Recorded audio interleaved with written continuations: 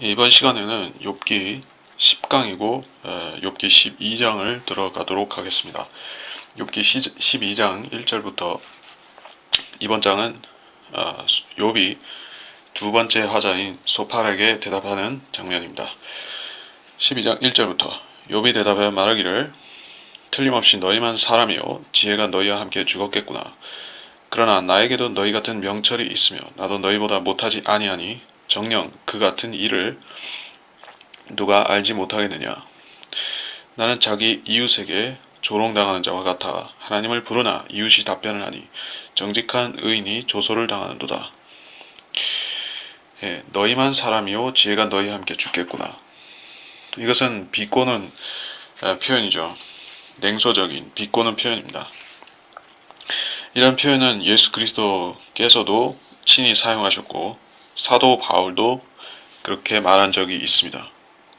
그것은 고린도전서 4장 8절이라든지 고린도후서 11장 8절에 그러한 표현이 나오는 것입니다.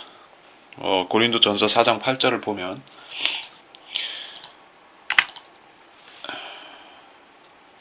이제 너희는 배부르고 부유해졌으며 우리 없이도 왕들처럼 통치하였으니 내가 하나님께 바라는 것은 너희가 통치하게 되는 것이라. 우리 또한 너희와 더불어 이 4장 8절에 전반절에는 비꼬는 표현이고 후반절에는 이거는 실제 그 교리적인 언급이 될 수가 있죠. 우리는 예수 그리스도와 함께 왕 같은 제사장으로 통치하게 되기 때문에 이것은 실제 통치를 말할 수 있지만 이 앞전에서 말하는 배부르고 부유해졌으며 왕들처럼 통치하였다라고 하는 것은 아직 때가 아닌데 미리 통치를 자처하고 있다는 것입니다. 이게 무슨 말인가 하면은 지금은 후천년주의자들이 권세를 잡고 있죠. 나라들마다 그렇고 또 유엔도 그런 자들이 이 지상 낙원을 건설하겠다고 하는 잘못된 그 후천년 사상을 가진 사람들이 있습니다. 교회 내에서도 있고 로마 카톨릭은 물론이고 자 그래서 그런 사람들을 책망한 것이요. 그래서 바울은 그런 책망을 하는 그 표현을 비꼬는 표현을 한 것입니다. 너희만 사람이요. 여기서 사람이라는 것은 현명한 사람, 철학자, 지혜자 이런 뜻으로 말하는 것이에요. 지혜가 너희와 함께 죽겠구나. 이 세상에 지혜를 가진 사람은 너희밖에 없구나. 이렇게 말하는 것입니다. 나에게도 너희 같은 명철이 있으며 나도 너희만 못하지 않다라고 말했습니다. 이것은 실제 그 지혜에 있어서 지식에 있어서 우리가 욥의 말들을 보게 되면 이 사람들보다 못하지가 않습니다. 친구들보다 못하지 않고 그럼에도 하나님께서 욥에게 질문하셨을 때 그냥 한마디도 대답하지 못하는 것을 볼 수가 있습니다. 그래서 이 세상의 지혜를 하나님께서 어리석게 만드셨는데 무엇을 통해서 어리석게 만드셨는가? 복음을 통해서 복음 전파를 통해서 하나님께서 이 세상 지혜를 쓸모없게 만드셨던 것입니다.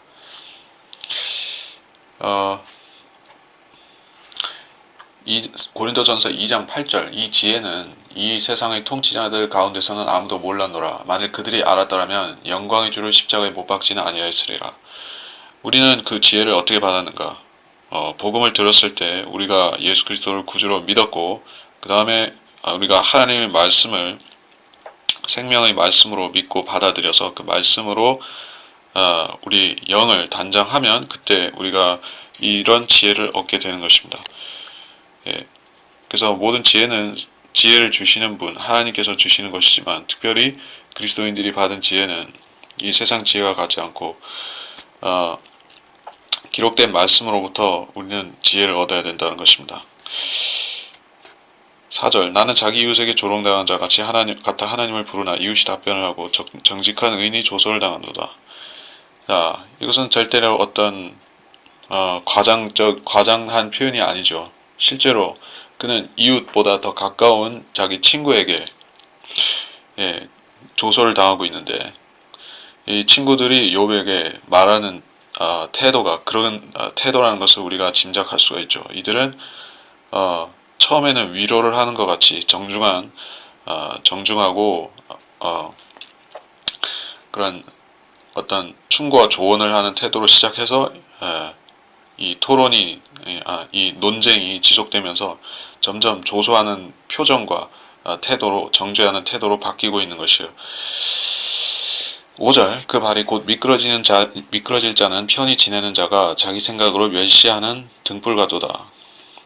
강도들의 장막들은 번성하며 하나님을 진노케 하는 자들은 평안하니 하나님께서 그들의 손에 풍성하게 가져다 주심이라. 자, 그 발이 미끄러질 자, 욥을 말하는 것인데 편히 지내는 자는 친구들이죠. 자기 생각으로 멸시하는 등불이다. 자, 이 부분에 대해서 그 꺼져가는 등불에 대해서 우리가 찾아볼 구절이 마태복음 12장 20절인 것입니다. 그는 상한 갈대를 꺾지 아니하고 연기 나는 심지를 끄지 아니하리니 그가 심판에 승리할 때까지 하리라. 연기 나는 심지는 등불에 그 불이 거의 꺼져가는 상황을 거의 꺼진 상태를 말하는 것이요. 예, 욥과 같은 처지의 사람이 꺼져가는 심지 같은 연기 나는 심지 같은 사람이죠. 하나님께서 기적적으로 살려주셔야만 그 등불이 다시 불이 붙을 수가 있는 것입니다. 그런데 사람들은 고난받는 사람을 멸시하고 꺼버린 그를 멸시하고 그가 곧 꺼질 것이라고 생각하는 것입니다. 6절에 강도들의 장막은 번성하고 하나님을 진노케 한 자들은 평안하다. 자, 이것은 어떤 사실을 증거하는 구절은 아닙니다. 그러니까 하나님께서 실제로 그들을 평안하게 만들어 주시고 그들에게 풍성하게 주신 것이 아니다는 것입니다. 그런데 욥은 왜 이런 말을 했는가? 사람들은 그 성경에 어떤 사실이 쓰여 있으면 그것을 무조건 교리로 받아들이려고 하는 것입니다. 그래서 구약도 교리로 받아들이고 신약도 교리로 받아들여서 전체적으로 행위 구원을 가르치고 그래서 행위를 통해서 사람의 믿음이 온전해지고 구원도 온전해지고 이렇게 가르치는 사람들은 사실 성경을 모르는 것입니다. 성경에는 이런 구절도 있는 것이에요. 이 구절을 놓고 이걸 교리로 믿고 실행한다고 하면 어떻게 되느냐? 그 예수의 가치, 목적을 위해서 수단은 무엇이든 정당할 수 있다. 이러한 마귀적인 교리도 나올 수가 있다는 것입니다. 그러니까 선한 목적이 그 사람들이 가르치는 선한 목적이라는 것은 교황의 권세가 이 세상 권세를 누르고 세상 권세보다 높아지는 것이죠. 그렇게 하기 위해서는 암살이든 어떤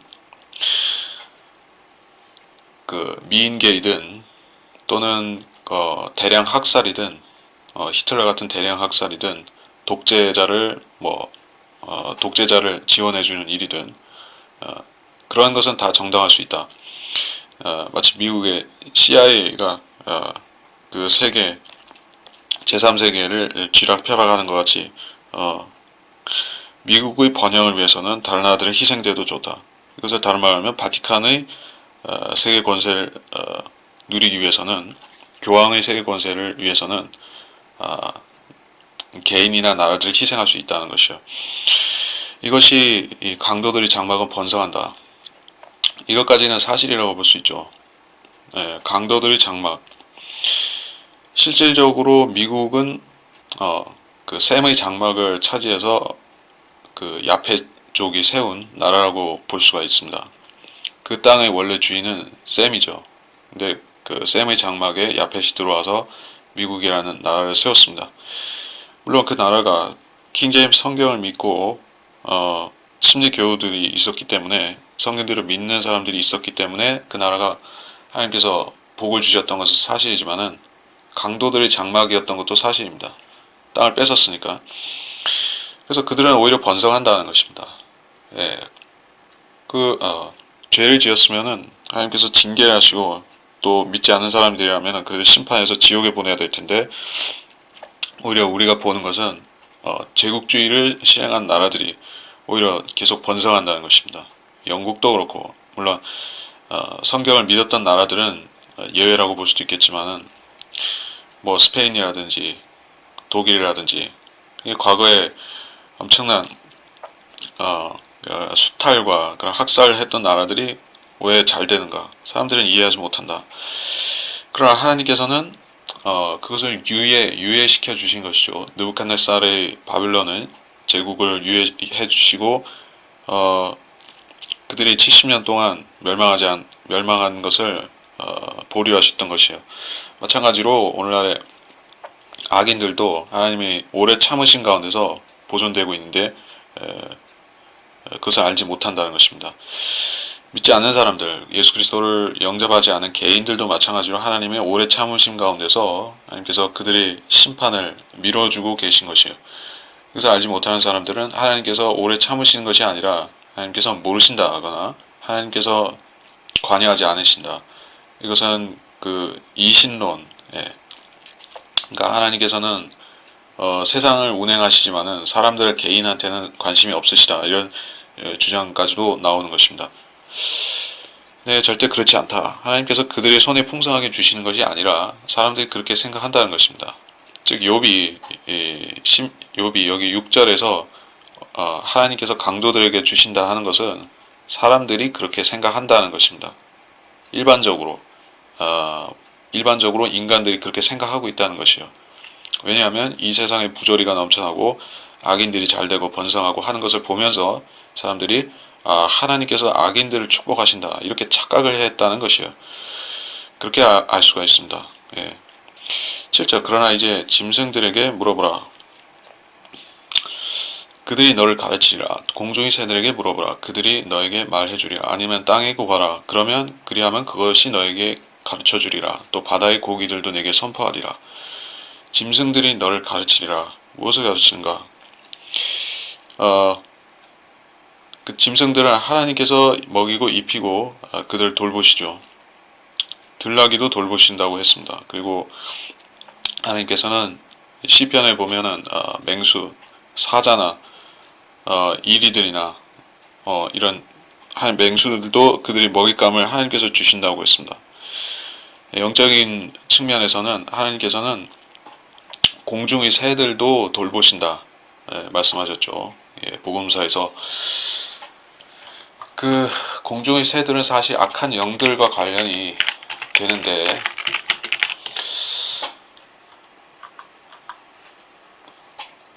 자, 마태복음 8장 20절이 그런 구절입니다. 예수께서 그에게 말씀하시기를 여우들도 굴이 있고 공중의 새들도 보금자리가 있지만 인자는 자기 머리 둘 곳조차 없노라 하시니라.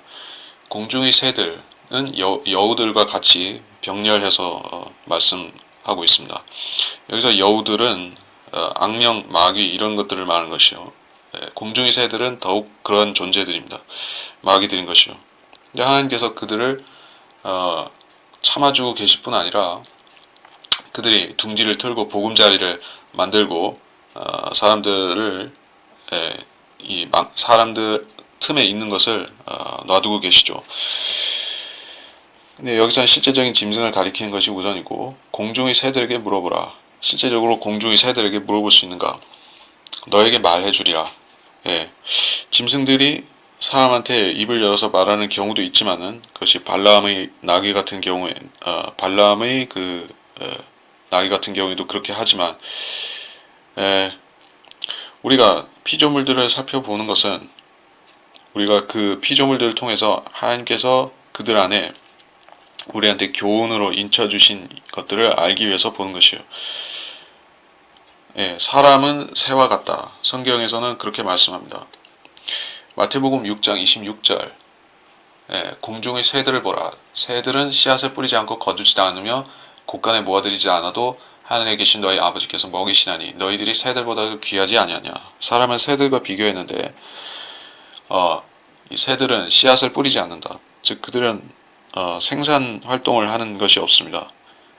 그들은 소비만 하는 것이요.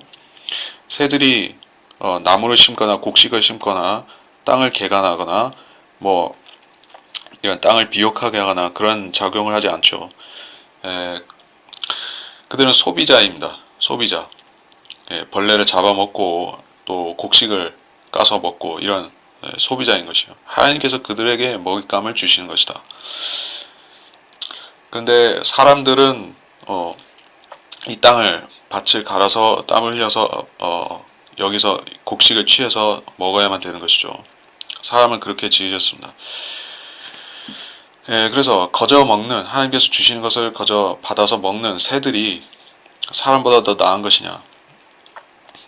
그러나 사람이 그들 새들보다 나은 것은 사람한테는 하나님을 알고 하나님을 지각하고 하나님을 높여드리고 경배할 수 있는 그러한 사람은 영을 가졌다는 것이에요. 사람은 혼을 갖고 썩지 않고 멸하지 않는 혼을 가졌다는 것입니다. 그래서 우리보다 사람보다 더 못한 새들한테서 우리가 배워야 되는 것이 무엇인가? 하나님께서는 사람보다 훨씬 못한 즉 영적인 면에서 볼 때는 더 하찮다고 볼 수도 있는 새들을 먹이시고 입히시는데 하나님께서 자기 형상대로 창조하신 그 사람을 새들보다 하찮게 여기시겠느냐 이런 말인 것입니다. 아니면 땅에 구하라 그것이 내게 가르쳐 주리라 바다의 고기들도 내게 선포하리라. 우리가 자연 계시라고 합니다. 이런 것을 자연 계시다. 인간이 자연을 관찰하게 되면 태양과 달과 별들과 또 땅에 있는 피조물들, 바다에 있는 것들, 공중의 것들을 살펴보면 우리가 창조주의 역사와 섭리와 그의 경륜과 이런 것들을 피조물들을 살펴보면서 깨닫게 된다는 것입니다. 그런 깨달음은 공부를 많이 했다고 해서 알 수 있는 것도 아니고 철학자, 사상가, 시인, 음악가 이런 사람들만 아는 것도 아닙니다. 어떤 특권이 있는 것이 아니라 보는 사람은 다 알 수 있는 것입니다. 자기 지각할 수 있는 사람, 생각을 할 수 있는 사람은 다 알 수 있다.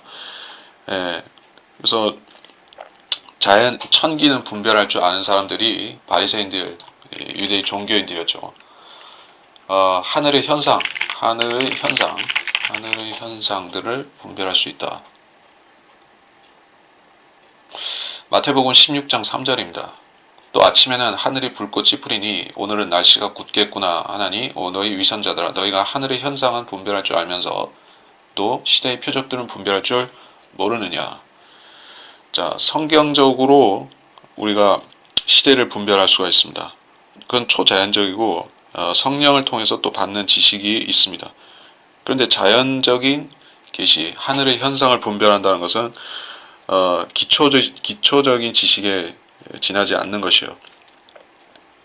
물론 그 기초적인 지식조차도 모르는 사람들이 대부분의 현대인들, 불신자들이 그런 것입니다만은 이 시골에 사는 사람들, 농사를 짓고 고기를 잡고 또 자연으로부터 1차 생산을 통해서 하나님께 의존하고 사는 사람들, 하나님께서 좋은 날씨를 주셔야만 그들의 생계를 이어갈 수 있는 그러한 사람들은 하나님의 역사를 인정 안 할 수가 없는 것이에요. 그래서 도시의 사람들이 자연 계시에 더 어두운 것이에요. 하나님께서 그 씨를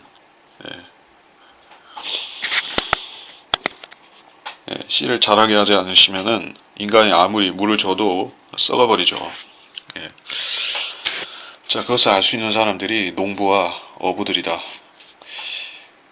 이것들 중 9절에 어느 것이 주의 손이 이 일을 이루신 줄 알지 못하겠느냐. 자, 이것들 중 어느 것이 알지 못하겠느냐. 자연은 알고 있다. 자연은 자기 자신이 이 세상을 보존하지 않는다는 것을 알고 있다. 그것은 우리가 진화론을 이 반대 증거라는 것입니다. 진화론은 이 자연 자체가 어머니 자연이라고 주장하면서 인간은 자연을 통해서 하나님을 계시받는 것이 아니라 자연을 그 자체를 하나님으로 그 창조주로 받아들이는 것이 진화론의 근본 사상인 것입니다. 그래서 진화론에서는 인간이 자연적으로 생겼는데 어떻게 인간이 자연적으로 인간과 같은 복잡 다단한 존재가 생겨날 수 있는가 하는 질문에 대한 대답을 그것은 우연이다라고 한다든지 아니면 자연이 스스로 어떤 의지와 능력과 지각을 갖춰서 자연이 인간을 이렇게 만들었다라고 말하는 것이요.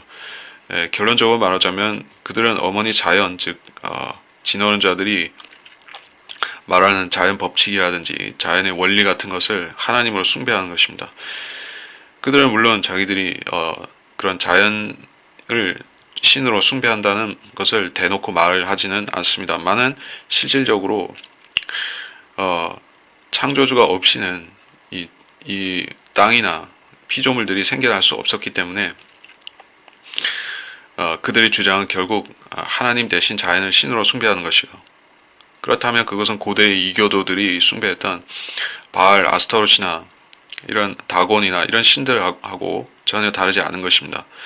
물론 그들은 과학 교과서를 만들어서 자기들이 고대 그런 우상 숭배자들과는 달리 지성적이고 합리적이고 과학적인 사람들이라서 자기들은 종교인이 아니라고 말할지 모르지만은 우리가 말할 때는 그런 사람들, 진화론을 근거로 해서 하나님을 부정하는 사람들은 리차드 도킨스라든지 이런 사람들은 결국에는 그 바알 숭배자들에 지나지 않다는 것입니다. 10절 모든 생물의 혼과 모든 인류의 호흡이 그의 손 안에 있느니라. 그의 손 안에 있느니라. 자, 이 말씀에 대해서는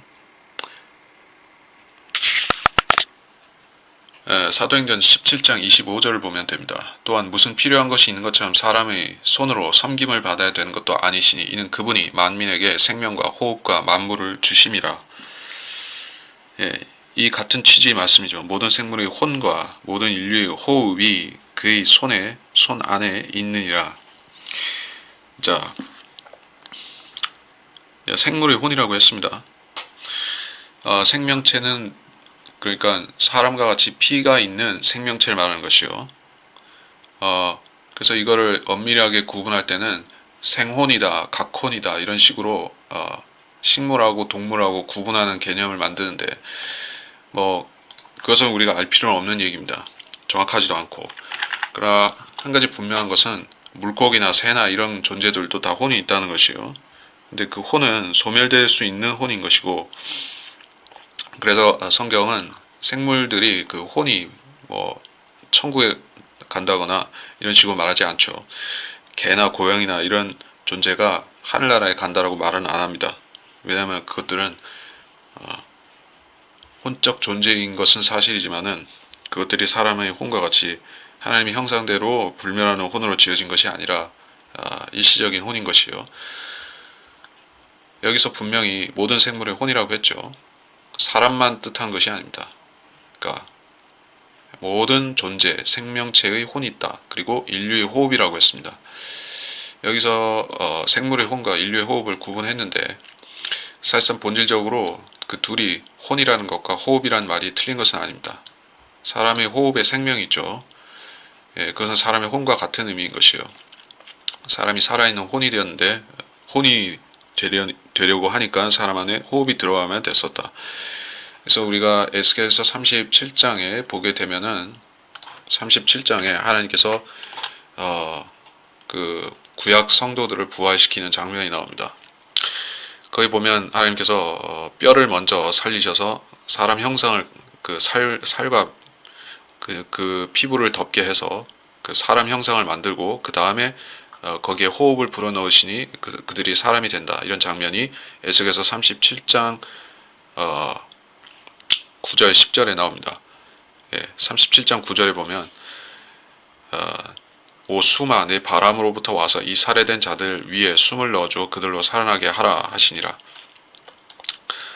바람으로부터 와서 내 바람 사방에 있는 바람, 성령 그리고 성령께서 죽은 사람을 살려주는 역사를 바람으로 언급했습니다. 살해된 자들 위에 숨을 넣어준다. 그들이 호흡을 넣어주니까 사람이 되었습니다. 이게 사람의 그 창조의 아주 독특한 부분입니다. 그래서 인류의 호흡은 하나님의 손 안에 있다. 하나님께서 걷어가시기도 하고 다시 넣어주시기도 하는데 하나님께서 다시 안 넣어주시면 사람은 부활할 수가 없겠죠. 11절 귀가 말들을 시험하지 아니하냐 또 입이 음식을 맛보지 아니하느냐 나이 든 자에게는 지혜가 있고 명철은 날들이 긴 것에 있으니 지혜와 능력이 그분께 있고 계략과 명철도 그분께 있도다. 귀가 말들을 시험하지 아니하느냐. 우리 귀는 하나님의 말씀을 듣고 또는 이 세상이 주는 말이나 사람이 주는 말 또는 마귀가 시험하기에 주는 말들을 시험하고 분별할 수 있는 그런 필터 할 수 있는 기능이 우리 귀에 있다는 것입니다. 귀가 1차적인 관문이요. 그 다음에 2차적인 이 관문이 마음인 것이에요. 그래서 귀를 지키지 못하고 마음을 지키지 못한다. 또는 눈을 지키지 못한다고 할 때 그 사람은 라오디키아 사람처럼 눈 벌고 헐벗은 상태로 이 세상에 방황하게 된다. 그것을 우리가 알아야 될 것입니다. 또 입이 음식을 맛보지 아니하느냐. 욥기에서 우리는 그 미각을 영적인 측면하고 병행해서 우리가 설명하는 것을 앞에서 욥기 6장 30절에서 보았었습니다. 거기서 내 미각이 변질된 것들을 분별할 수 없겠느냐라고 욥은 말을 했었던 것이에요. 욥은 미식가라거나 그런 음식을 맛을 잘 분별하는 그런 요리사 같은 그런 뜻에서 말한 것이 아니라 여기서는 영적인 것을 말한 것이에요. 입이 음식을 맛보지 않느냐. 마치 그런 입이 음식을 쓰고 달고 맵고 짜고 이런 미각을 분별하는 것 같이 우리는 영적인 미각을 갖춰야 된다. 그리스도인한테는 속사람이 있는데 속사람은 눈, 코, 귀, 입 그리고 혀, 목구멍 이런 것들이 다 있는 속사람이 있습니다. 우리가 비록 그 육신 안에 있을 때에는 속사람이 어떻게 생겼는지는 볼 수 없지만은 이 속사람은 엄연히 살아있고 작용하고 소화도 시키고 분별도 하고 이게 외부의 자극에 반응도 하고 이런 속사람을 우리는 거듭난 이상의 그 후에 우리가 갖고 살게 된다 하는 것입니다. 그래서 우리한테는 미각이 있는데 이것은 하나님의 말씀을 받아들이는 미각이다. 하나님의 말씀을 받아 먹었을 때 어떤 경우에는 달기도 하고 쓰기도 합니다. 사도 요한이 하나님께서 책을 주셨을 때 작은 책을 주셔서 먹었더니 입에는 달았으나 배에는 썼다. 이런 표현을 쓴 것을 보면 우리 속사람이 먹는 것은 실제적으로 하나님의 말씀인데 그 미각을 갖고 있다는 것입니다. 12절 나이든 자에게는 지혜가 있고 명철은 날들이 긴 것에 있으니 나이든 자라는 것은 여기서 표현이 영어에서 ancient라는 표현을 썼습니다. 여기서는 홍수 이전 시대의 그 나이든 자 그리고 홍수 이후 초기 그런 족장들의 그런 나이든 자를 말하는 것이겠죠. 이를테면 샘과 같은 사람 그런 사람이 족장이죠. 물론 아브라함도 족장이긴 합니다만 그보다 더 오래된 사람을 말하는 것이요. 그래서 나이든 자에게는 지혜가 있다. 그들에게는 어떤 지혜가 있는가?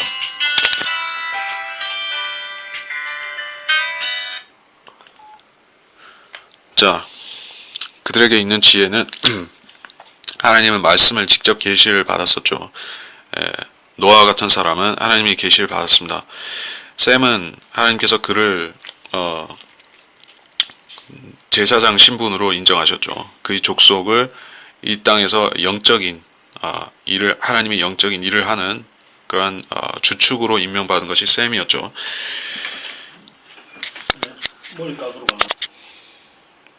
자, 명철은 날들이 긴 것에 있으니 이것도 중요한 표현입니다. 날들이 긴 것 이것도 홍수 이전에 대한 언급인 것이요. 그 나이든 자는 the ancient라는 것은 셈에 대한 간접적인 언급이 될 수 있고 날들이 긴 것 length of days는 대홍수 이전 시대에 대한 언급이다. 이렇게 해석을 합니다. 그래서 홍수 이전의 시대의 사람의 언급을 했던 이유는 이 시대가 그 당시로부터 아직 오래되지 않았기 때문에 그렇다라고 말할 수가 있습니다. 홍수 이전 시대에는 사람들이 가장 특징적인 것 한 가지는 사람들이 장수했었죠. 900살, 1000살 가까이 살았던 시대였습니다. 마치 천년왕국 때 사람의 수명이 나무의 수명과 같이 된다라고 하는 그건 찾아보겠지만은 성경 말씀처럼 그때는 오래 살았고 사람들이 오래 살았던 많지 지혜도 출중했던 것을 알 수 있습니다. 세상적인 지혜에 있어서는 출중했었고 또 그 당시에 하나님의 사람들은 또 영적인 지혜에 있어서도 훨씬 출중했던 것. 지금 시대와 비교하는 것은 아니지만 구약 시대 그 이후 구약 시대 사람들보다 더 출중했었던 것입니다. 그런 것을 말한 이유는 이 욥이 소팔에게 이 말을 한 이유는 너희는 그 고대 그 홍수 이전 시대 사람들보다 지혜가 못한데 나에게 충고할 자격이 있느냐라는 것입니다. 홍수 이전 시대의 사람들은 지혜가 출중했지만 그들도 결국에 그 세 사람, 그러니까 노아, 셈, 함, 야펫 이 남자들이죠. 이들은 홍수에 통과하고 살아남은 유일한 남자들이죠. 나머지 지혜 있다는 사람들은 다 그들이 철학자였든 과학자였든 어떤 종교 지도자였든 다 멸망한 것이요. 그들의 지혜도 무로 돌아가는 숲으로 돌아가고 만 것입니다. 네, 그들보다도 더 못한 지혜를 가진 것이 바벨탑 사건이 한참 지난 다음에 살고 있는 이 사람들인 것이요. 보라, 그가 허시면 다시 세울 수 없고 그가 사람을 가두시면 열 수 없느니라. 보라, 그가 물들을 거두시니 물이 마르고 그가 물들을 보내시어 땅을 뒤집는도다. 능력과 지혜가 그에게 있으며 속는 자와 속이는 자가 그의 것이라. 그는 의논자들이 약탈당하도록 이끄시며 재판관들도 어리석은 자가 되게 하시는도다. 지혜와 능력이 그분께 있고 계략과 명철도 그분께 있도다. 일반적인 사실이니까 설명할 것은 없겠고 14절에 보라, 그가 허시면 세울 수 없고 사람을 가두시면 열 수 없느니라. 허시고 세울 수 없고, 어떤 나라에 대해서든지 가정이든지 어떤 개인이든지 하나님께서 욥을 헐어내신 것처럼, 그를 낮추신 것처럼 그렇게 하면 인간이 도와줄 수 없다는 것입니다. 그래서 그리스도인들은 하나님께서 그 그리스도인들을 주관하시고 돌보실 뿐만 아니라 징계하실 때는 또 사람이 도와줄 수가 없다는 것이에요. 그리고 그가 사람을 가두시면 열 수 없느니라. 지옥에 관해서도 이것은 사실이고 무덤에 관해서 말할지라도 사람이 죽어서 무덤 속에 육신이 있으면은 하나님이 아니면은 하나님께서 꺼내주시지 않으면은 누구도 꺼낼 수도 없고 살릴 수도 없죠. 보라, 그가 물들을 거두시니 물이 마르고 물들을 보내시어 땅을 뒤집는도다. 이거는 여러 가지 사실들을 언급할 수 있겠죠. 물이 마르고 홍해를 가르시고 또는 요단강을 가르셔서 요단강을 멈추게 하셔서 이스라엘 백성이 건너게 하신 여호수아서의 사건 같은 것을 말할 수 있고, 또 물들을 거두신다. 물이 마른다. 이건 유프라테스 강이 계시록에 보면 말라서 동방의 왕들이 군대가 통과할 수 있게 되는 그런 강이 마르는 경우도 있었죠. 일반적인 다른 경우에도 적용할 수 있고 홍수, 가뭄 이런 것들에도 적용될 수 있지만 물들을 보내시어 땅을 뒤집는도다. 이건 직접적으로 가리키는 것은 노아의 홍수를 가리키는 것이요. 땅을 뒤집었죠. 물들을 보내셔서 깊음의 샘을 여시고 물들을 여셔서 땅이 뒤집혔습니다. 그리고 앞으로 대환란 때 계시록 12장에 보게 되면은 물들의 홍수가 있어서 용이 입에서 물을 토해내서 또 팔레스타인 땅에 물들의 홍수가 있을 것입니다. 대환란과 관련된 것도 있다. 16절 능력과 지혜가 그에게 있으며 속는 자와 속이는 자가 그의 것이라. 속는 자와 속이는 자가 있다. 이런 특징적인 언급이 나왔습니다. 이게 디모데후서 3장 13절을 보면 신약적으로 어떻게 적용할 수 있는가. 디모데후서 3장 13절. 악한 사람들과 사기꾼들은 더욱 악해져서 속이기도 하고 속기도 하리라. 자, 더욱 악해지도록 하나님께서 두신 것이요. 또 그들이 속일 수 있도록 또 두신 것입니다. 속는 사람들은 하나님께서 허용하셔서 속은 것이요. 왜 사기꾼들을 그런 하나님께서 벌하셔서 그들이 속이지 못하도록 막지 않으시는가. 사람들이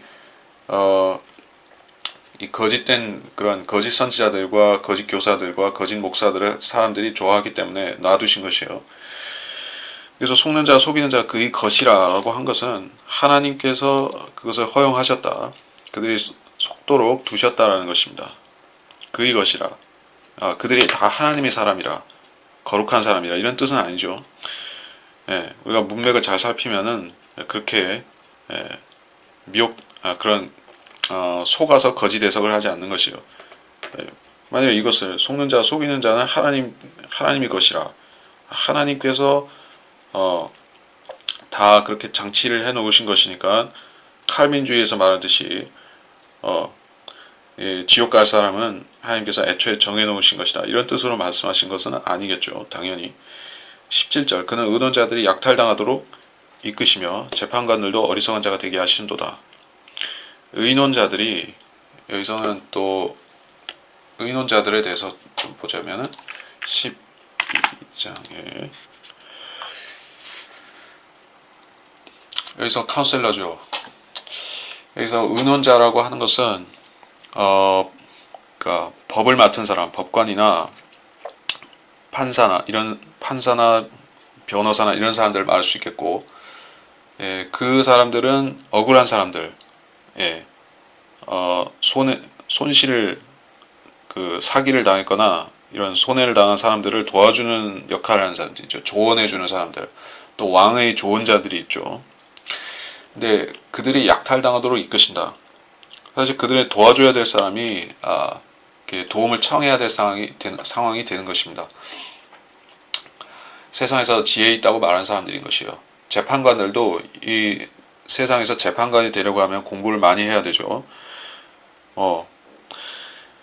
공부를 많이 해야 되고 또 지혜도 있어야 되는데, 사실 이 땅에, 한국도 그렇고 뭐 지금 세상이 다 그렇지만은 미국도 그렇고, 재판관들한테서 지혜를 찾아볼 수가 없게 되었습니다. 지식은 물론 있습니다. 공부를 하는 것은 공부를 해서 일정한 자격을 갖추면 재판관으로서 라이센스를 갖고 할 수가 있는데, 문제는 그 사람들이 하나님으로부터 지혜를 받지 못했다. 왜냐하면 하나님의 말씀을, 성경 말씀을 두려워하지 않고 자기 뜻대로 재판하기 때문에 지혜가 없는 것이고, 그래서 상식에도 못 미치는 그러한 일들을 놓고 이 악의 편에 손을 들어주고 정의를 굽히게 만드는 것이에요. 그러면 이 세상이 비뚤어지고 잘못 나아갈 수밖에 없다. 그것은 재판관들이 어리석은 자가 되게 만드신 하나님께서 그렇게 하신 것이에요. 18절, 그는 왕들이 속박을 풀어서 끈으로 그들의 허리를 묶으시는도다. 왕들이 속박을 푼다. 이것은 역대하 33장을 보면 됩니다. 역대하 33장 11절에서 13절. 주께서 아시리아의 군대 대장들을 그들에게 이르게 하셨으니 그들이 가서 므낫세를 붙잡아 족쇄로 결박하여 바빌론으로 끌고 갔더라. 그가 고난 가운데 있을 때 주 그의 하나님을 구하고 그의 조상의 하나님 앞에 크게 겸손해져서 그분께 기도하니 주께서 그의 간청을 받아주시고 그의 간구를 들으시어 그를 다시 예루살렘 그의 왕국으로 데려오셨더라. 그때 므낫세가 주 그분이 하나님이신 것을 알았더라. 므낫세 왕의 이야기는 우리가 감동적인 이야기죠. 흔치 않은 경우라고도 말할 수 있습니다. 되게 이스라엘과 유다의 왕들 가운데, 특히 유다의 왕들 가운데서 처음에 하나님 앞에 신실하게 섬기다가 나중에 배교하거나 교만해져서 패역한 경우나 덜어 있었어도, 처음에 패역하게 행하다가 나중에 회개하고 뒤늦게 이렇게 신실해지는 경우는 드물었죠. 그래서 므낫세는 독특한 인물입니다. 여기서는 왕들이 속박을 풀어서 일단 속박을 당했다, 끌려갔다, 이런 뜻이에요. 그러다가 그들을 해방시키셔서 다시 왕위에 세워주신다. 그래서 므낫세 같은 경우가 될 수 있다는 것이요. 그런 사람은 드뭅니다. 그러니까 이 시대의 개인적인 차원에서 말한다 할지라도 그러한 사람들은 하나님 앞에 선한 간증을 남기는 것이요. 마치 피터 워크만 박사가 20대까지 그렇게 마귀의 자식으로서 온갖 더러운 일들을 하며 살다가 회심했을 때 하나님께서 그 일생을 하나님의 뜻대로 사역자로 쓰시는 것뿐만 아니라 그 이전 생애까지도 하나님께서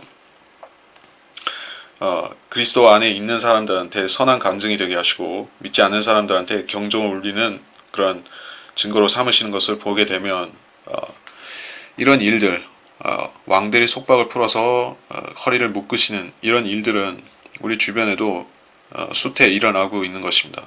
어쩌면 우리 자신도 그런 사람 중에 하나로 자신은 그렇게 생각 안 할지 몰라도 내가 하늘나라에 가서 또 그리스도의 심판석 앞에 서게 되면은 내가 얼마나 큰 멸망으로부터 엄청난 타락과 멸망으로부터 주님께서 나를 구해 주셨는가 하는 것을 알게 된다 하는 그런 이것을 알게 될 것입니다. 그래서 18절은 영적인 교훈으로 우리가 받아들일 수 있겠다. 통치자들이 약탈당하도록 이끄시고 권세자를 무너뜨리신도다. 통치자들이 약탈당한다. 역대하 36장을 보게 되면 누가 약탈당한가? 역대하 36장 6절 7절 느부갓네살이 예루살렘과 성전을 파괴하고 멸망시켰을 때 느부갓네살이 사로잡아간 여호야킴 왕이 있었습니다. 그게 마지막 멸망은 아니고 마지막 멸망 전이었는데, 그래서 이 사람은 바벨론에 끌려가서 거기서 죽었습니다. 통치자들이 약탈당하도록 이끄시고 권세자를 무너뜨린도다. 권세자, 출애굽기 또는 레위기를 볼 수 있다. 권세자를 무너뜨리신도다. 자, 그런데 이 욥의 이 말이 물론 예언적으로는 파라오를 가리킬 수도 있겠고 여호야킴을 가리킬 수 있고 이렇게 하지만은 혹은 벨사살 같은 사람도 될 수 있겠고, 그런데 예언적 언급이 아니라 이게 실질적으로 어떤 역사적인 언급이라면 무엇이 될까? 그게 사실은 좀 퀘스천이죠. 왕들이 물론 있었습니다. 그 창세기 보게 되면은 그때 그 욥이 아니라 아브라함이 그 롯이 사로잡혀 갔을 때 메소포타미아 군대를 무찌르고 되찾아왔죠. 거기 강력한 왕들이 있었습니다. 그 동방의 왕들이 있었습니다. 그리고 그 당시에 이집트에도 파라오라는 그런 권세자가 있었고, 카나안 땅에도 아비멜렉 같은 그런 왕들이 있었죠. 그런 통치자들을 말하는가? 그렇게 받아들일 수도 있겠죠. 파라오나 아니면은 바벨론 왕이나 이런 존재를 말하는 것이다. 혹은 그보다 더 앞서서 더 큰 권세자가 있었죠. 님롯이라는 그런 세계 권세를 세우려고 했던 그런 왕이 있었습니다. 그런 자들을 하나님께서 무너뜨리시면은 그들은 흔적도 남기지 않고 멸망하는 것입니다. 적그리스도도 그렇게 멸망하는 것이요. 그는 신실한 자의 말을 거둬가시며 어떤 신실한 자인가? 누가복음 1장 20절을 한번 보겠습니다. 여기서 사카랴가 침례 요한의 아비인 사카랴가 벙어리가 되는 일이 있었습니다. 사카랴는 하나님을 신실하게 섬기는 선한 제사장이었습니다. 근데 그가 하나님 말씀을 불신하니까, 그러니까 천사를 통해서 받은 그 하나님의 메시지를 불신했기 때문에 징계를 받아서 벙어리가 되었었습니다.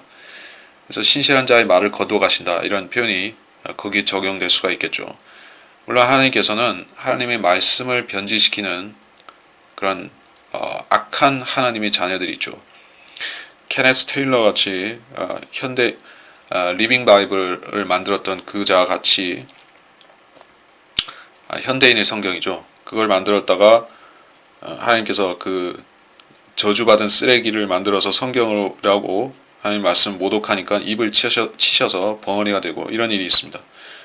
그 밖에 현대 역본을 편집한 사람들이 많이 벙어리가 되거나 그런 말을 잘 못하게 되거나 이런 현상이 일어나는데, 그리스도인도 그렇게 치실 수 있고 아니면은 하나님 말씀을 더럽히는 사람은 다 치실 수가 있습니다.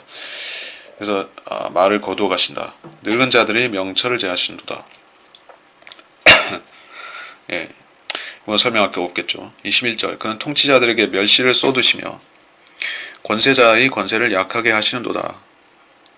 예, 통치자들에게 멸시를 쏟으신다. 이것은 예루살렘 유다와 예루살렘의 멸망과 관련된 적용이 될 수가 있을 것입니다. 예레미야서 52장 10절 예레미야서 52장 10절 시드키야의 멸망이죠. 시드키야의 목전에서 그 아들들을 죽이고 리블라에서 유다의 모든 고관들도 죽이더라. 느부갓네살이 그렇게 했던 것. 예, 이거는 심히 멸시를 당한 것이죠. 유다라고 하면 그 사람 하나님께서 그 유다 집에 하나님의 유다 지파에 하나님의 영원한 왕위를 약속하셨죠. 그리고 그 솔로몬이라는 위대한 왕을 주셨습니다. 그리고 이스라엘 12지파를 통해서 그들이 온 세상에 그 당시에 알려진 모든 문명 세계에 하나님의 말씀과 그런 하나님의 위대한 진리들을 전파했던 것입니다. 땅 끝에서 그 솔로몬을 만나러 왔었죠. 사절들이 만나러 오고 시바의 여왕이 찾아오고 이렇게 했었는데 그 찬란했던 하나님의 나라를 하나님의 왕국을 이렇게 처참하게 무너뜨린 것이 바로 그들이 배교였습니다. 그리고 하나님께서는 그 통치자들에게 멸시를 쏟으시고 권세자의 권세를 약하게 하셨다. 권세자의 권세를 약하게 하신도다. 이것은 사울과 다윗의 관계에 있어서 사울이 단번에 멸망했느냐 하면은 단번에 망하진 않았고 점점 약해졌습니다.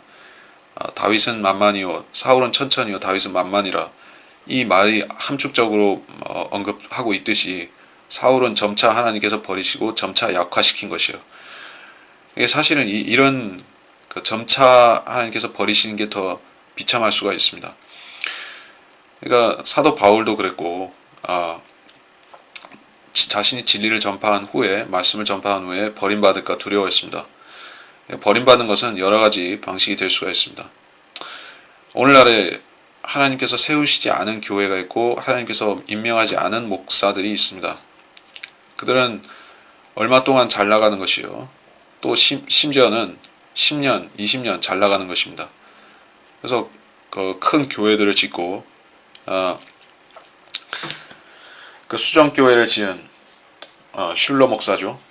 수정교회도 그렇고 지금은 거기에 음산한 그러한 유령 건물이 되어버렸는데 그런 식으로 그 추락하는 것은 날개가 있다 하는 식으로 하나님께서 그 추락 과정을 그가 경험하게 하신 것이요. 회개할 기회를 주신다고도 말할 수가 있겠죠. 그러나 회개하지 않고 계속해서 단계 추락하게 되면 얼마나 비참할 것인가. 그러나 하나님께서는 그러한 징계를 하시는 것이요. 그리스도인에게 하시고 또 믿지 않은 죄인에게 회개하도록 그렇게 만드시는 것이요. 그런데 그렇게 약해지는데도 회개하지 않으면은 끝까지 바닥까지 추락할 수밖에 없겠죠. 22절 그는 암흑에서 심한 것들을 찾아내시며 사망의 그림자를 빛으로 가져오시는도다. 암흑에서 심한 것들을 찾아내시며 암흑 우리가 그 우주 공간은 암흑으로 가득 차 있습니다. 그런데 이 우주에 대해서 하나님께서는 에베소서 3장 18절을 한번 보게 되면은 우리한테 거기서 지식을 찾으라고 말씀하신 것을 보게 됩니다. 3장 18절에 뭐라 되어 있냐면은 에베소서 3장 18절인데 모든 성도들과 함께 그 너비와 길이와 깊이와 높이가 얼마인가를 깨달을 수 있게 해주시며 이런 말씀을 하신 것이에요. 우리가 우주의 실측 사이즈를 알지 못하죠. 그러나 그것을 깨달을 수 있게 해주시라 라고 했습니다. 영적인 초자연적인 지각으로 알 수 있게 된다는 것입니다.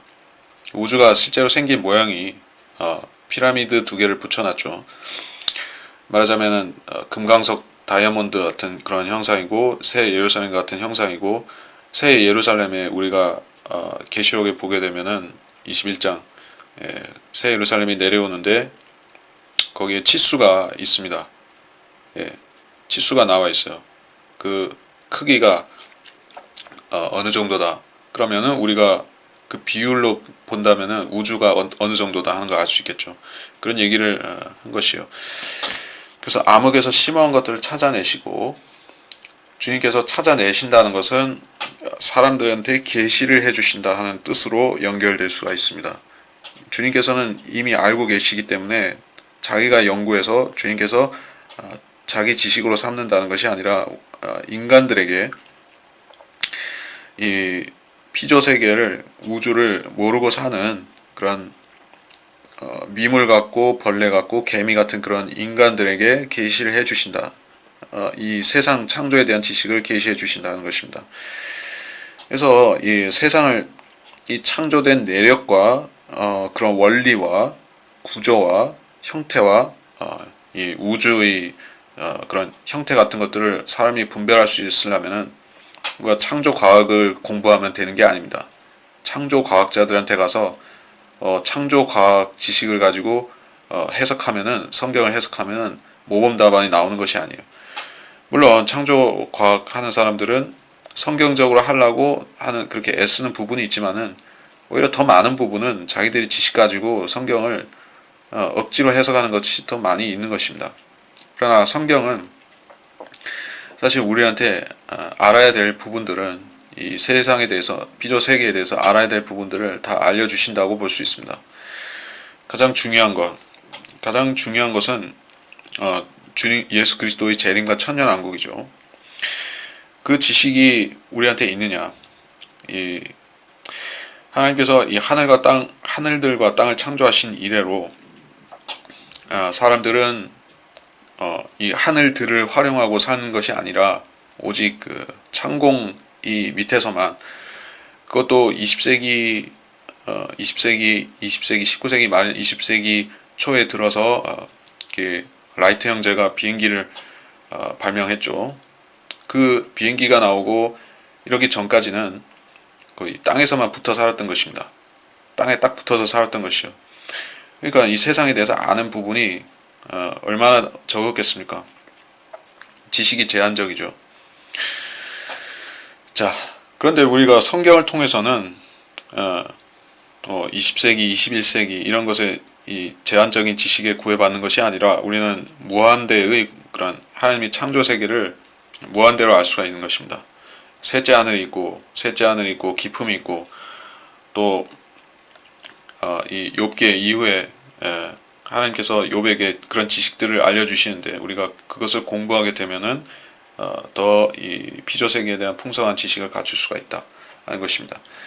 사망의 그림자를 빛으로 가져오시는도다. 사망의 그림자를 빛으로 가져오시는도다. 이게 무슨 말일까? 사망의 그림자, 사망이 거하는 곳, 사망이 있는 곳. 사망은 어디 있습니까? 땅 밑에 있죠.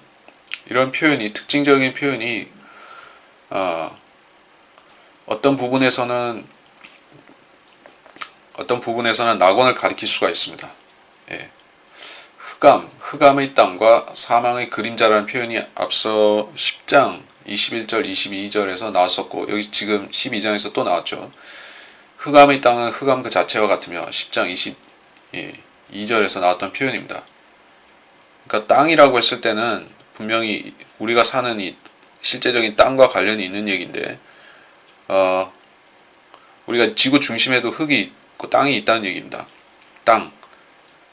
물론 온도가 올라가면은 그 땅이 녹으면은 마그마가 되겠죠. 아무튼 땅은 땅입니다. 그런 지하 세계를 가리키는 말이 될 수 있다. 그 사망의 그림자를 빛으로 가져오신다. 이게 실질적으로 이것이 현실화 되려고 하면은 그 지옥이 밖으로 나와야 되죠. 빛으로 가져오시는도다. 물론 대환란 때도 그 지하 세계의 문이 열리는 것은 사실이지만은 완전히 개방되기 위해서는 그것은 백보자 심판 때가 나와야 되겠죠. 그 자리에서 이 지하 세계가 다 열리게 된다는 것입니다. 그게 어디냐면은 계시록 20장 13절이 13, 14절이 될 것입니다. 바다도 그 안에 있던 죽은 자들을 넘겨주고 사망과 지옥도 그들 안에 있던 죽은 자들을 넘겨주니 그들이 각자 자기들의 행위에 따라 심판을 받으며 사망과 지옥도 불못에 던져지니 이것이 둘째 사망이라. 사망이란 말이 나왔죠. 사망과 지옥도, 이 지하에 낙원도 있고 지옥도 있고 그런 지하 세계들이 있는데 그게 다 올라옵니다. 언제? 백보자 심판, 천년왕국 끝나고 백보자 심판이 있으면은 그때 올라오고, 그러면 그 안에 있던 자들이 다 그 지옥에 있던 자들이 다 불못에 들어가고, 그런 장소들, 그 지하에 있던 뭐 세계들, 뭐 타타루스라든지 뭐 끝없이 깊은 구렁이라든지 낙원 또는 지옥 이런 것들이 다 쓸모없죠. 거기에 갈 사람이, 거기에 앞으로 더 들어가야 될 사람이 없죠. 사망이 없으니까 죽을 사람도, 의인도 더 이상 죽지 않습니다. 그러니까 그 옛날 장소들은 다 불못에 들어가야 되는 것이죠. 그렇게 되기 전에, 불못에 들어가기 전에 하나님께서 그것을 빛으로 가져오신다. 하나님의 빛으로 그들을 끌어내시는 것이죠. 그렇게 보면 이거는 하나의 예언적인, 22절은 예언적인 언급이 될 수 있습니다. 23절, 그는 민족들을 흥성케도 하시고 멸망시키기도 하시며 그는 민족들을 확장시키기도 하시고 다시 좁히기도 하시는도다. 뭐 일반적이고 뭐 역사에서 수없이 되풀이된 일들이니까 굳이 설명하자면은 아시리아, 바빌론, 이집트, 페르시아, 그리스, 로마 또는 그 후에 뭐 모든 제국들, 영국, 스페인, 미국, 또 구소련, 오늘날 시대 중국이라든지 모든 나라들이 다 해당될 수 있습니다. 민족들을 흥성케도 하시고 멸망시키기도 하시며, 그러니까 민족들은 그렇게 생각하지 않을지라도 자기들이 자원이 많아서 또는 민족이 뛰어나서 그렇게 한다고 생각할지 몰라도 하나님께서 세우시고 하나님께서 낮추신다는 것입니다. 민족들을 확장시키기도 다시 좁히기도 하시는도다. 이것은 그 민족들의 영역을 말하는 것이요. 영토, 영역 이런 것을 하나님께서 주시고 또는 빼앗아 가실 수 있다. 한국 사람들 같은 경우에는 이런 점에 대해서 불만이 있을 수가 있어요. 한국 민족은 인류에 공헌한 것도 많고, 뭐 한글이라든지, 그 훈민정음 한글 창제라든지, 그러니까 세계적으로 뭐 또 그리고 백의 민족이었고 평화를 애워하는 민족이었고, 주변에 문물을 전파해주고 또 문화와 문물을 전파해주고 예의와 도덕의 민족이었는데 왜 하나님께서 축복을 안 해주시고 땅을 안 넓혀주시고 만주도 잃어버리고 요동도 잃어버리고 심지어는 그 한반도까지도 절반으로 분단이 되어서 이렇게 살게 하셨느냐. 또 일제시대 그 36년 동안 고초를 당하고 이런 말도 못할 6.25도 그렇고 그런 말도 못할 일들이 있었느냐라고 생각하겠죠. 그러나 하나님께서 확장시키거나 좁히시거나 흥성하게 하거나 멸망시키거나 그게 하나님의 뜻인데, 하나님의 계획이 그 안에 있었다라고 분명히 알아야 되는 것입니다. 그래서 하나님의 계획이 있었다는 것은 이 민족을 통해서 하나님께서 그 하나님의 교회를 위해서 쓰신다는 것입니다. 하나님의 교회와 하나님의 진리 지식과 복음 전파를 위해서 이 민족을 사용하시기 위해서 그런 면이 있을 것이다. 또 하나님의 바른 말씀, 한글 킹제임스 성경을 주신 것도 분명히 관련이 있고, 우리가 그러한 하나님의 온전하신 뜻은 결국 그리스도의 심판석과 셋째 하늘에 가서 알게 되겠지만은 전혀 관계없다. 우연히 그렇게 되었다. 이 한민족은 우연히 고난을 받았고 유대인들은 하나님의 뜻대로 2000년 동안 그 불순종 때문에 하나님께서 의도적으로 그들을 고난을 겪게 하셨는데, 고통을 당하게 하셨는데, 한민족은 유대인은 아니 두시고 제멋대로 살도록 두시고 제멋대로 고난받게 하신 것이다 라고 하면은 그것은 성경을 안 믿는 그런 불신이 되겠죠. 한국 사람이든 중국 사람이든 미국이든 어떤 나라나 민족이든 하나님의 뜻 안에 있습니다. 그리고 그들이, 그 민족이나 나라가 하나님 말씀에 순종하면 하나님께서는 복을 주시고 확장시켜 주십니다. 24절, 그는 땅의 백성 중에서 우두머리 마음을 빼앗아 가기도 하시며 그들로 길이 없는 광야에서 방하게도 하신도다. 자, 이거는 우두머리 마음을 빼앗아 가신 경우는 분명히 다니엘서 그 느부갓네살이 정신을 잃어버리는 그것에 나왔죠. 근데 제가 보니까 여기서 라크만 주석에서 이거를 참조 구절을 안 했는데 다니엘서에 분명히 있는 내용입니다. 그리고 신명기 20장 8절을 인용을 했는데 거기에 어떤 내용이 있는지 한번 보겠습니다. 신명기 20장 8절.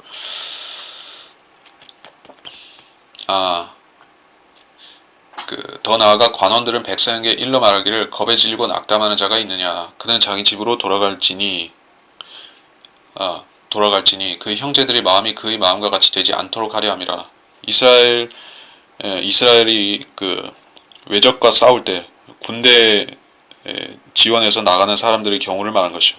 마음이 약하고 겁이 많으면 돌아가라 이런 것입니다. 이는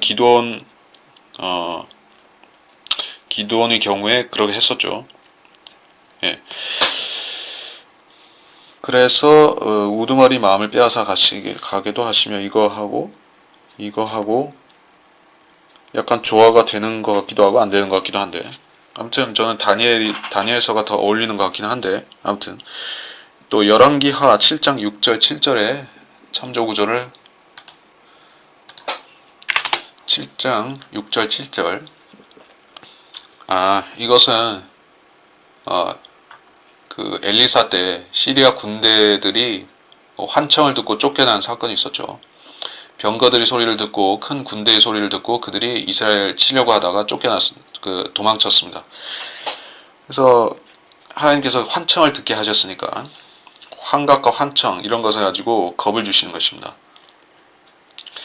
그러니까 이것은 그 사람들이 정신을 교란시켜서, 물론 마귀도 사람의 마음을 빼앗아 갈 수 있지만 하나님께서도 그런 사람의 정신을 혼동에 빠뜨리게 하셔서 그들이 악한 계획을 이루지 못하게 하시는 것입니다. 많은 부자들이 이런 상태에 있는 것이요. 신경과민, 신경쇠약, 신경과민, 그리고 창란증 이런 것에 많이 빠져서 사는 것입니다. 우리가 뉴스 언론 매체를 보게 되면은 그런 빙산의 일각을 확인할 수 있는 것입니다. 연예인들 중에서도 그런 정신쇠약에 걸린 사람이 많이 있지만은 부자들은 또 보면은 나름 만만치가 않은 것이요. 그래서 경비원을 구타했다, 이런 재벌 회장이 그런 용역 노동자 그런 경비원을 때려서 사고를 일으킨다. 잘 보면은 그 사람이 정신이 좀 이상할 수가 있어요. 속칭 세상에서 말하기를 또라이라고 하죠. 왜 그런 상태가 되냐면은 하나님께서 그 사람들도 회개하고 하나님 믿을 기회가 있었는데 그들이 거부하고 그 돈의 신 맴몬을 쫓아간 것입니다. 그래서 하나님께서 그 돈을 쫓아간 그 사람들이 마음을 흐려 놓으신 것이요. 정신이 흐려지니까 아무리 돈이 많고 부귀와 권세가 있고 해도 그것을 제대로 지혜 있게 쓰지를 못하고 아주 어리석게 탕자의 비유에서 나온 그 탕자처럼 그것을 허랑방탕하게 탕진을 하든지 아니면은 아주 인색해지든지 그 다윗을 멸시했던 그 나발 같이 그렇게 되든지, 아니면은 느부갓네살 같이 아주 잔치상을 차려놓고 즐기다가 미쳐버린다든지 이렇게 될 수가 있는 것입니다. 자, 그래서 우두머리 마음을 빼앗아가고 또 그들을 광야에서 방황하게도 하시는도다. 자, 방황하게도 하시는도다. 이거는 어떤 언급인가? 길이 없는 광야라고 했습니다. 이거는 네게브 사막이라든지 그 요르단의 셀라 페트라와 거기에 있는 그 광야를 말하는 것입니다. 여기서 그들이 그렇다고 하면은 그 유대인들이라고 하면 이건 예언적인 언급이 되겠죠. 방황하게도 하시는도다. 대활란 때 그렇게 하실 것입니다. 시편 78편 이거는 아니고 호세아서 2장 14절 15절에 보면 그렇다. 호세아서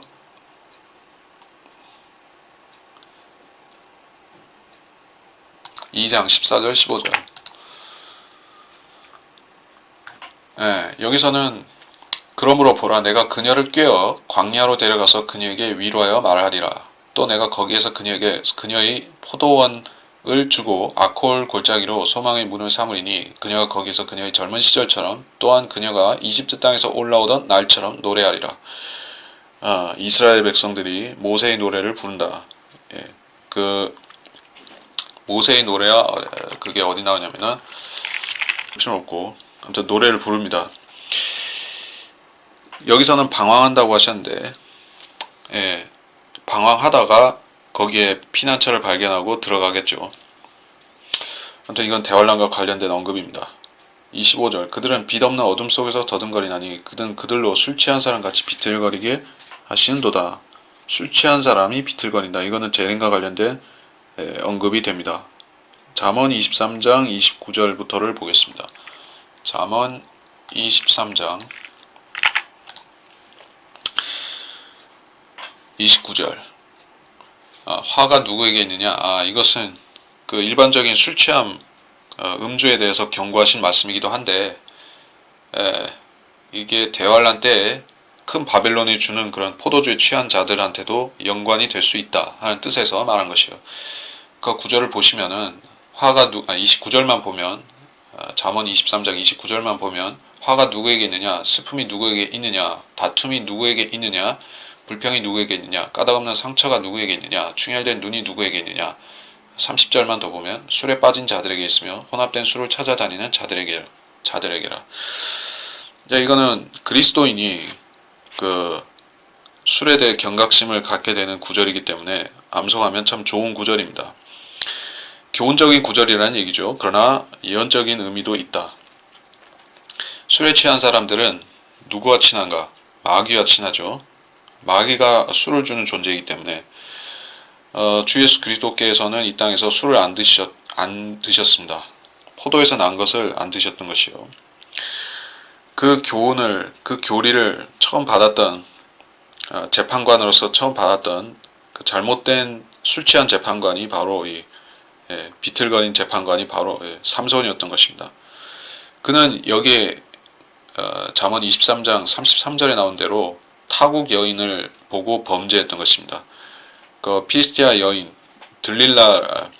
데릴라를 보고 범죄해서 자기 머리를 깎이우고 이방인들에게 눈이 뽑힌 것입니다. 자, 라오디케아 교회도 같은 교훈을 받아야 되는 것입니다. 이 교회는 벌거벗고 차지도 덥지도 아니한 상태에 있습니다. 술 취했다라는 언급은 따로 없지만 실질적으로 이 라오디케아 시대에는 뭐 단순히 그리스도인들이 술을 마신다 이런 차원에서가 아니라 세상과 동화된 것이요. 세상과 동화되고 세상에 취한 것입니다. 이것이 더욱 심각한 영적인 비틀거리는 상황입니다. 술 취한 사람같이 비틀거린도다.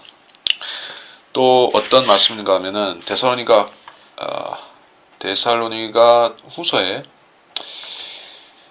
술 취한 자에 대해서 어떻게 말씀하십니까?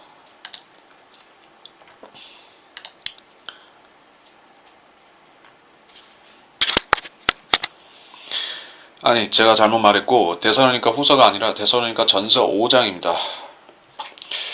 그 주님께서 오실 때와 시기에 대해서 쓸 필요가 없으니라는 구절로 시작하는 이 5장에서 여기서 평안하다 안전하다고 말할 때 아이벤 여인에게 진통이 오듯 멸망이 오는데 그때 이 세상에 속한 사람들이 어떻게 하고 있는가? 5장 7절에 보게 되면 자는 자들은 밤에 자고 술 취한 자들은 밤에 취한다 이렇게 말씀하고 있죠. 그래서 밤에 자고 취한다는 것은 전부 영적인 의미로서 쓴 것이에요. 실제적인 술을 마시는 것도 있지만은 세상에 취하고 세상과 연합하고 세상에 동화되고 그리스도인으로서 성별을 지키지 않고 그래서 경건의 능력이 상실되고 복음도 전파되지 않고 이러한 미지근한 차지도 덥지 아니한 그런 교회가 되었다는 뜻입니다. 그래서 그들은 비틀거리는데 어둠 속에서 비틀거리고 있습니다. 빛 없는 어둠 속에서 더듬거리고 있습니다. 물론 이 교회 시대에는 그 신약 교회가 마치 예수 그리스도를 반사하는 어둠 속의 달과 같죠. 그래서 빛이 있습니다. 빛이 있는데 빛이 없는 어둠이 언제 오냐면은 교회가 휴거되고 나면 그때는 빛이 없죠. 그래서 그때가 되면 진짜 빛이 없는 칠흑 같은 밤이 되어서 그때를 사는 사람들은 새벽별을 기다려야만 됩니다. 샛별이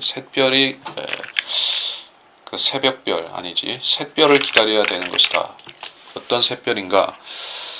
베드로후서 1장 19절 우리에게 더 확실한 예언의 말씀이 있으니 날이 새어 샛별이 너희 마음에 떠오르기까지 너희가 어두운 것에서 빛나는 빛에 주의하듯 이 예언의 말씀에 주의하는 것이 잘하는 것이니라.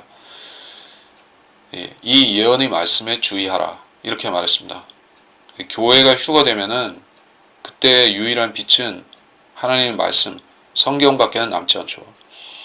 그러니까 하나님께서는 하늘에서 그 달이 땅을 비추듯이 해의 빛을 받아서 땅을 비춰서 완전한 어둠이 안 되게 하시듯이 하나님의 말씀을 통해서 등불을 비추시는 것이요. 그래서 열처녀, 어리석은 다섯 처녀, 현명한 다섯 처녀 해서 그 열처녀가 등불을 들고 있죠. 물론 그 등불에 빛이 있고 하는 것을 보면 성령과 관련이 있지만은 그거는 그 빛을 내는 재료 근거 자체는 하나님 말씀이겠죠. 하나님 말씀을 통해서 빛을 내는 것입니다. 근데 말씀이 없게 되면 술 취한 사람 같이 비틀거릴 뿐만 아니라 결국 완전한 흑암 속에 거하게 된다는 얘기입니다. 그렇게 해서 이번에 12장은 여기서 마치고 13장은 다음 시간에 보도록 하겠습니다.